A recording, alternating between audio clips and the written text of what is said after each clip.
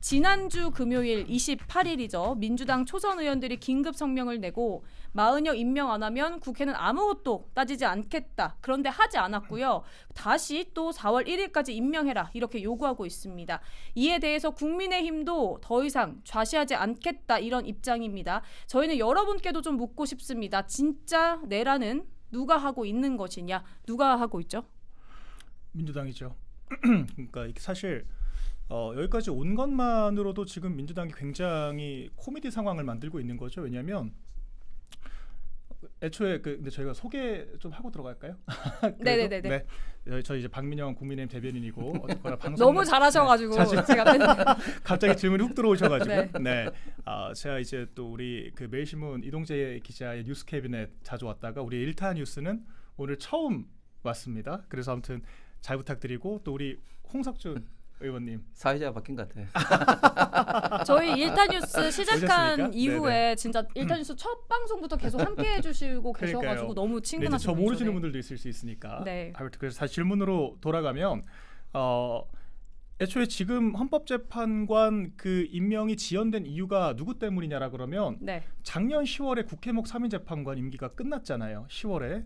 근데 보통 2달 전부터 그 누구를 임명할 건지 추천을 하고 또 인선 작업을 하거든요. 네. 청문회까지 하고 네. 그래서 임기 공백이 없게 만드는 것이 당연한 절차인 건데 10월에 그 3명이 퇴임을 하게 되면서 거의 1월까지 민주당이 추천을 차일피일 미뤘죠. 그러니까 종합적으로 2달 미리 해야 되는 것까지 생각하면 4달 넘게 그 헌법재판관들을 추천하지 않고 공백 상태로 방치를 한 겁니다. 그렇게 해서 6인 체제 헌법재판소가 거의 뭐 3달 가까이 이어졌잖아요. 누구 책임인가?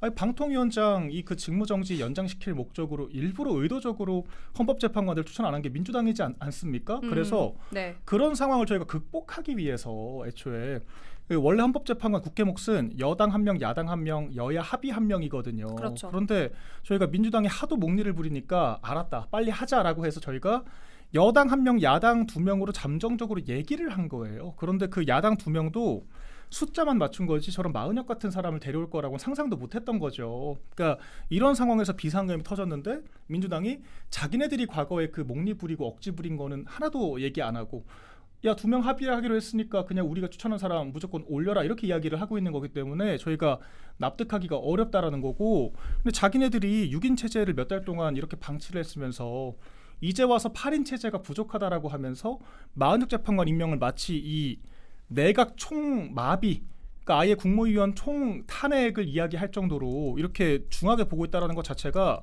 되게 자아분열적인 메시지인 거죠. 자아분열적이고 명분이 없는 얘기를 하고 있는 거고 아니 저 민주당이 뭐라 그랬습니까? 8대 0으로 인용될 거라 그랬잖아요.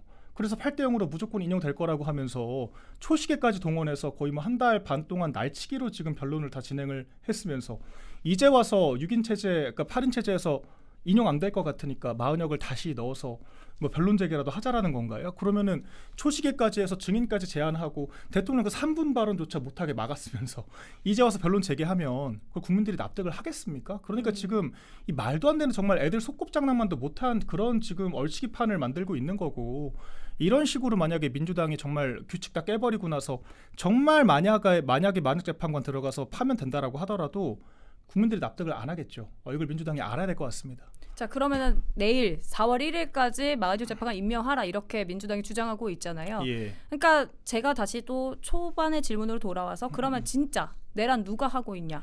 예. 그럼 민주당이 하고 있다 이렇게 보시는 거예요? 그럼요. 그리고 애초에 그 마은혁 재판관 임명은 헌법재판소에서도 분명하게 그 설시를 했어요. 그러니까 이것이 그 헌법재판관 미임명이란 불임명이라는 것이 그 위헌 위법의 정도가 파면에 이를 정도로 중대하지 않다라고 했기 때문에 이미 한덕수 총리가 돌아와서 권한대행 역할을 하고 있는 거잖아요. 네. 기각을 시킨 것이고 또한 그 민주당에서 권한쟁의 청구를 또 하지 않았습니까? 우원식 그 의원이 개인 자격으로 구상권 그 청구를 했던 건데 거기에 대해서도 그 헌법재판관 불임명에 대해서는 위헌이라고 했지만 헌법재판관의 그 임명 효력을 즉시 이 발효되도록 하는 그런 권한쟁의에 대해서는 각하를 했거든요. 그러니까 결론적으로 대통령에게 임명권이 있다라는 걸 헌법재판소도 인정을 한 거예요. 이 두 가지를 종합해 보면 대통령이 아까 대통령 권한 대행이 지금 당장 마은혁 임명하지 않는다라 그래서 탄핵 사유가 되지 않는다라는 거거든요.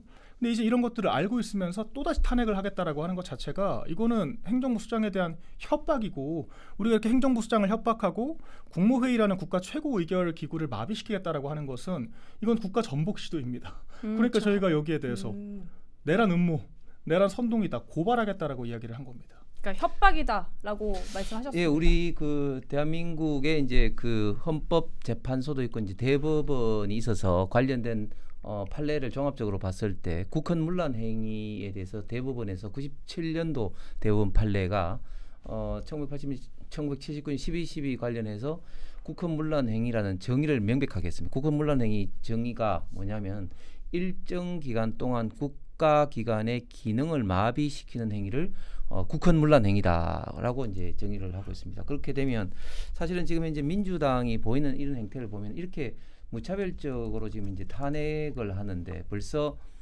최상목 권한대행까지 지금 이제 윤석열 정부 들어와서 민주당이 30번째 지금 이제 탄핵 발의를 했죠. 달걀 한 판이죠. 예, 한 번 더 하면 이제 베스킨 라빈스 31이 이제 되는 것이고 그런데 이렇게 그 탄핵이 발의가 되면 해당 국가 기관은 일정 기간 동안 당연히 이제 마비가 될 수밖에 없는데 지금 민주당은 탄핵 발의를 한 것에 대해서 계속해서 헌법재판소에서 탄핵 기각 결정을 내려가지고 벌써 이제 9대 0이지 않습니까? 야구로서는 벌써 이제 콜드 게임으로 벌써 게임이 끝난 건데 여기에 대해서는 민주당이 한 번도 지금 이제 사과한 적도 없습니다. 그런데 지금 또 마은혁 그 후보자 임명권을 이제 둘러싸고 지금 이제 최상목 또 한덕수 쌍탄핵 이야기 또 국무회의를 마비시키기 위해서 뭐 내각 총탄핵 이야기 이렇게 이야기를 하는데 이거야말로 지금 대법원 판례에 의거해서 본다면 명백히 국헌문란 행위이자 내란 행위인 거죠. 그런데 네.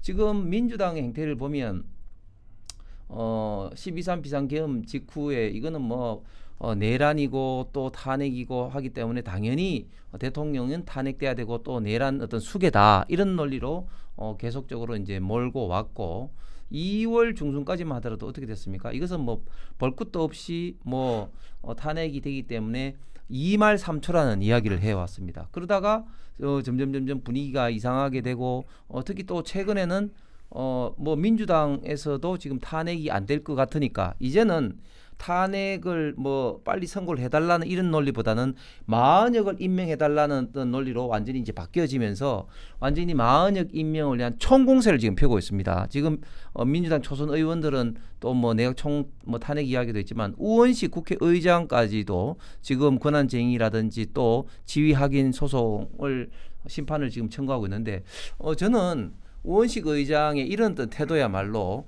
국회의장은 정치적 중립으로 당직까지도 임시로 이제 이탈한 상태인데 국회의장으로서 지금 현재 완전히 직무를 포기했다. 스스로 지금 민주당의 개딸과 같은 어떤 전위대임을 우원식 의장이 스스로 지금 인정한 꼴이다. 왜냐하면 이미 최상목 권한대행에 대해서 똑같은 권한쟁의 심판과 또 지휘확인 소송을 했는데 어떻게 했습니까? 헌법재판소에서 권한쟁의는 의장 개인 자격이 아니라 국회라는 어떤 기관의 어떤 자격으로 해야 되기 때문에 국회 본회의 의결을 거쳐야 된다. 문영배가 힌트를 줬기 때문에 국회 본회의 의결을 좀 어떻게 보면 우회적으로 하기 위해서 그 민주당만으로 그 임명 촉구 결의안이라는 걸 거쳐가지고 이제 권한쟁의를 했고 그런데 또 특히 지위 확인 소송에 대해서는 이것은 행정부의 재량사항이고 대통령이 할 사항이지 헌법재판소가 할 사항이 아니라고 각하 결정을 이미 내린 사항입니다. 그런데 똑같은 사항에 대해서 또 사람 대상자만 최상목에서 한덕수 권한대행으로 바뀌어서 이렇게 냈단 말이죠.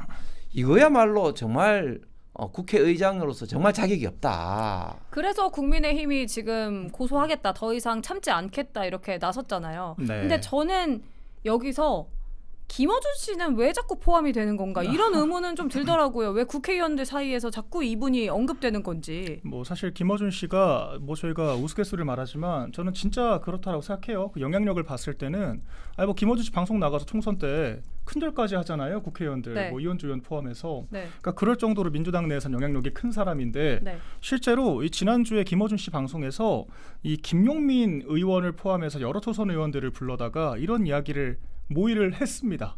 획책을 했어요. 무슨 그러니까 거예요? 네. 그 이전에는 이제 SNS에 가장 먼저 올렸어요. 공유를 한 내용이 어떤 게 있었냐면 그 줄탄핵을 통해서 그 국무회의를 마비를 시키고 나면 그러니까 행정부가 마비가 되면 그 우원식 국회의장이 대통령 권한대행 역할을 할 수가 있다.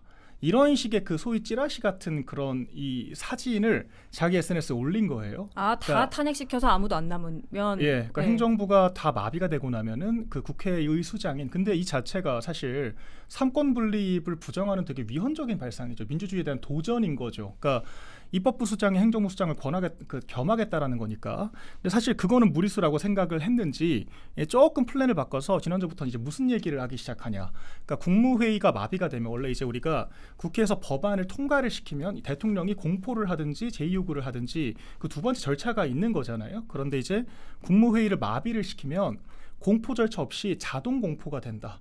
그러니까 민주당에서 다수 의석을 가지고 법안을 만드는 족족 다 법이 될 수 있다. 그래서 네. 제일 먼저 이미선 문영배 재판관부터 임기 연장을 시켜야 된다. 이제 이런 이야기를 하기 시작한 겁니다. 민주당 내에서. 네. 그 물꼬를 텄던 게 이제 김어준 씨 유튜브였던 것이고 그래서 오늘 언론 보도들 보면 그런 얘기들이 많아요. 그러니까 김어준 씨가 획책을 해서 이 초선 의원들이 이제 단체로 나와서 지난 금요일 날 아무것도 따지지 않고 탄핵시키겠습니다.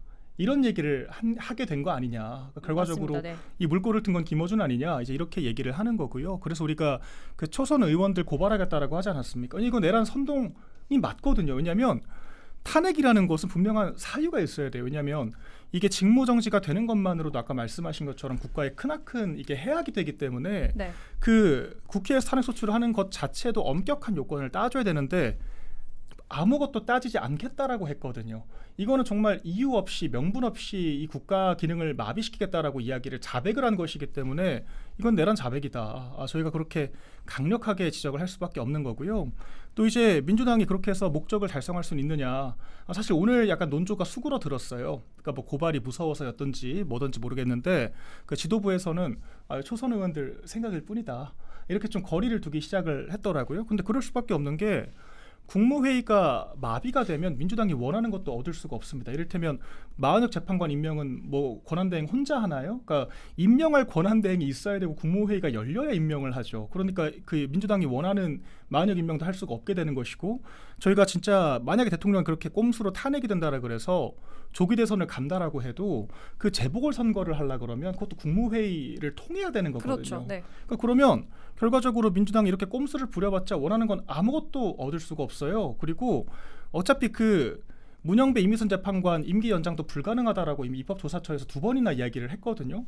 헌법에 임기가 명시돼 있는데 헌법과 그보다 하위 어떤 그런 수단인 법률을 가지고 헌법을 배치되는 결과를 만든다라는 건 말이 안 되는 그러니까 거거든요. 하위법이 상위법을 이길 수 없다라는 그렇죠. 말씀이신 거죠. 그러니까 지금 그런 이야기를 하고 있는 거기 때문에 자기들도 이게 말이 안 된다라는 건 알고 있을 거고 어쨌건 누군가는 후임 재판관들을 임명을 해야 됩니다. 그렇기 때문에 이렇게 목리를 부리면서 시간을 끌면 끌수록 민주당에게 유리할 게 전혀 없다.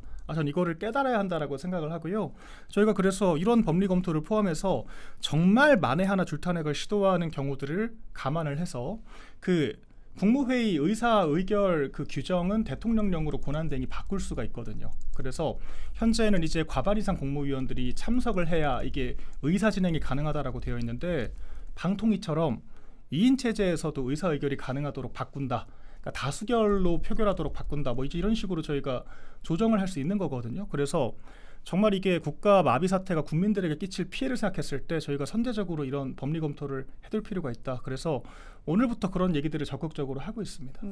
그 국무회의라는 게 그 어느 정도 중요하냐면 사실은 정부의 중요 의사 결정은 다 국무회의를 거치도록 되어 있습니다. 왜냐하면 국무회의를 거쳐야만 이제 예를 들면 이제 예산이라든지 법령 개정이라든지 타 부처와 관련된 여러 가지 좀 뭐 복합적인 안건이 다 국무회의를 이제 거치도록 되어 있는 것이죠. 그렇기 때문에 국무회의가 마비된다는 것은 사실상 정부의 기능이 마비되는 거나 마찬가지가 그렇죠. 되는 겁니다. 무정부 그렇기 때문에 상태가 되는 거죠. 사실상 굉장히 무서운 말인데 이런 어떤 무서운 어떤 국가 혼돈 사안을 지금 민주당은 아무렇지 않게 본인들의 어떤 마흔역이라는 재판관 임명이라는 목적을 위해서 수단과 방법을 가리지 않는, 그러니까 국가야 어떻게 되든 국민이 어떻게 되든 모르겠다 이런 어떤 태도를 보이고 있는 겁니다. 그렇기 때문에 여기에 대해서는 강력하게 목소리를 높이고 국민들이 비판할 수 있도록, 그리고 이 사항을 잘 알 수 있도록 뭐 계속해서 뭐 저희 같은 사람들, 그리고 또 우리 매일신문, 또 이 그 우리 정말 애국 어떤 언론들이 많이 이제 떠들어야 될 것 같고, 그 다음에 지금 김어준이 지금 민주당에 미치는 영향력은 상상을 초월합니다. 예를 들면 이런 거죠. 일단 김어준 유튜브 자체가 일단은 어마어마한 어떤 영향을 미치고, 네. 또 두 번째는 우리가 지난번 총선 때 봤지만 김어준의 그 여론조사 꽃 이런 데서도 또 어마어마하게 영향을 미치기 때문에 사실은 지금 현재 김어준이 사실상 어떤 진보 좌파에 가장 큰 어떻게 보면은 영향을 미치는 그런 어떤 사람이라고 해도 과언이 아닌데, 예를 들면 김어준이 하는 것에 대해서 민주당이 굉장히 많이 벤치마킹한 것도 많아요. 예를 들어서 지난 그 12월 달에 김어준이 그 국회 국방위에 가지고 뭐라고 이야기했습니까? 한동훈 사살설 이런 식으로 이야기해서 사람들이 깜짝 놀랐잖아요. 그걸 딱 벤치마킹해서 이재명 대표가 그 암살설 뭐 이런 식으로 해서 어떻게 보면 국민의 어떤 여론을 어떻게 보면 호도를 하고 개딸들 같은 어떤 강성 지지층을 자기 어떤 그런 어떤 그 이목을 좀 집중하기 위해서 여론을 어떤 환기하는 그런 어떤 용어로 저는 썼다, 그렇게 좀 그렇군요. 네. 생각이 들고, 이번 건에 대해서도 사실은 지금 김어준을 비롯해 강성 어떤 좌파에서는 뭐 국민의 비판, 후폭풍 이런 거 지금 이제 뭐 따질 길이 없다, 이판 사판이다 이런 어떤 분위기가 굉장히 이제 많아서 이런 이야기를 했는데, 그런데 조금 이제 정신을 차려서 이제 이야기를 해보니 예를 들면 이런 거죠. 그 지금 그 문영배, 이미선 임기를 연장하는 이런 것도 네. 일단 기본적으로 헌법상에 이제 임기가 헌법재판관 6년이라는 것도 이제 있지만, 일단 그러나 이 법을 통해서 이제 임기가 연장되고 난 다음에 새롭게 임명이 되면 또 할 수는 있습니다. 그런데 중요한 건 뭐냐면, 설사 이런 법이 통과된다 하더라도 결국은 임명의 주체는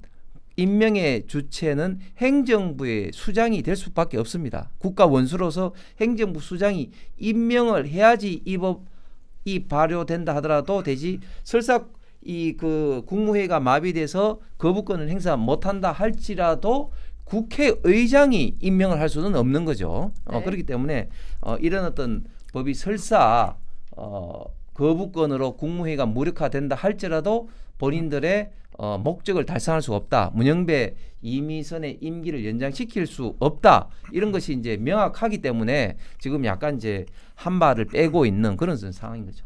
이게 헌법과 법령 어디를 뒤져봐도 입법부의 수장이 대통령 권한대행 역할을 승계한다라는 조항은 찾아볼 수가 없거든요.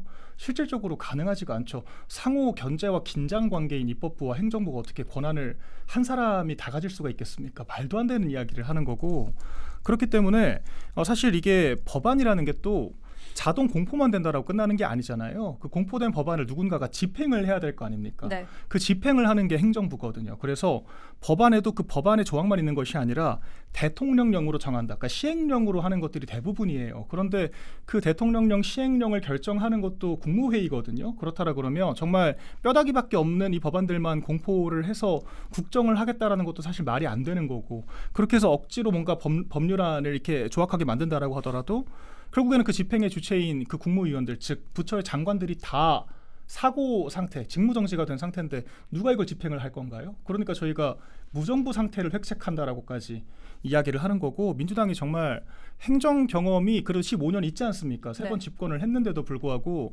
정말 국정에 대한 이해가 너무 떨어진다. 이래서 정말 이게 입법부의 그 192석으로 이렇게 좀 국민들에게 그 공포심을 심어주는 포감만 계속하고 있는 정말 아마추어 정당이라는 걸 저희가 다시 한번 확인한 것 같습니다.